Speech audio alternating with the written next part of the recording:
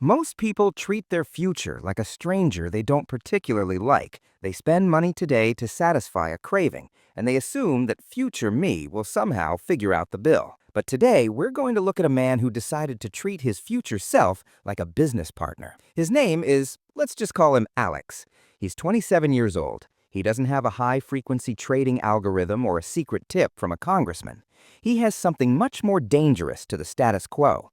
A system that he started when he was 19. While his friends were debating which new sneaker would hold its value, Alex was busy making $50 a week disappear. But there was a catch, a rule he made for himself that sounded like a joke at first. He called it the consumption tax. Every time Alex bought a coffee, he had to invest an extra $5. Every time he paid for his Netflix or Spotify subscription, another $5 went into the pot. A night out for dinner? $5. A gym membership he barely used, $5. He didn't just invest $50 a week, he penalized his own spending to reward his own growth. To a 10-year-old, this sounds like a parent making you put a coin in a swear jar. But to the global economy, this is the only way to win a game that is rigged to make you lose. Alex's money doesn't sit in a savings account. A savings account is where money goes to die a slow death by inflation. Instead, he puts every cent into something called an index fund. Imagine the 500 biggest, most successful companies in America, the ones that make your phone, your shoes, and your favorite snacks, all gathered into one giant team. When you buy an index fund, you are buying a tiny piece of every single one of those winners. You aren't betting on one horse. You are betting that the entire racetrack will stay in business. Since February 2018, this team of 500 has been through a global pandemic, 2 major wars, and the wildest inflation spike in 40 years. And yet, if you zoom out, the line only goes in one direction, up. The first discovery Alex made was the invisible 50. In his first year, at age 19, $50 felt like a lot. It was several hours of work. But by automating the transfer every Friday, he removed the most dangerous element of finance, human emotion. He didn't have to decide to be disciplined every week. He only had to be disciplined once, 8 years ago. By the time he was 20, the money was leaving his account before he even saw it. He learned to live on what was left. This is the secret of the wealthy that they don't teach in schools. You don't save what is left after spending. You spend what is left after saving. But then came the tax rule. This is where the story gets interesting. Let's say Alex buys 2 coffees a week, pays for 3 subscriptions a month, and goes out to dinner every Saturday. That's roughly 6 $5 penalties a week. Suddenly, his $50 investment becomes $80. To his 19-year-old brain, it felt like he was making his coffee more expensive, but to the market, he was feeding the engine more fuel. In the beginning, the growth was boring. It was like watching grass grow in slow motion. After 1 year, he had about $4,000. It's a nice amount of money, but it's not life-changing. You can buy a used car, but you can't buy freedom. This is the boredom gap, where 90% of people quit. They see the effort, but they don't see the magic. The magic arrived in 2020. When the world shut down, the stock market took a giant elevator ride down to the basement. Most people panicked. They saw their accounts shrinking, and they pulled their money out to save what was left. Alex did nothing. Actually, he did less than nothing. Because he wasn't eating out or buying coffee during the lockdown, his tax rule slowed down, but his $50 a week kept going. Because prices were low, his $50 was suddenly buying twice as much of the team of 500 as it did the month before. He was buying the world's greatest companies at a clearance sale price. When the market eventually bounced back in late 2020 and 2021, those cheap shares didn't just recover, they exploded. By 2022, something weird happened. The magic penny effect kicked in. This is the discovery that every 10-year-old needs to explain to their parents. If you double a penny every day, you have almost nothing for the first 20 days. But on day 30, you have over $5 million. Compounding is back heavy. All the reward is at the end. Alex was now 4 years into his journey. His account wasn't just growing because of the $50 he was putting in. It was growing because the money already in there was making its own money. His money was having babies, and those babies were having babies. For the first time, his investment grew more in 1 month than he had contributed in 3 months of work.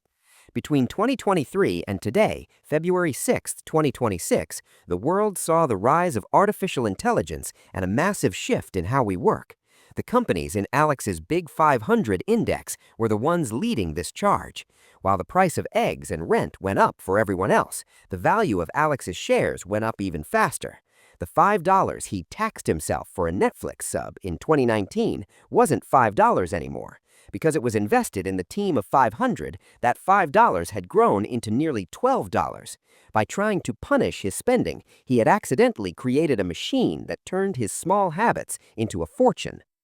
Let's look at the reality of Alex's life today at 27 years old. Over 8 years, he has put in roughly $20,800 from his weekly $50. With his tax rule adding another $10,000 or so over that time, his total out-of-pocket cost is about $31,000.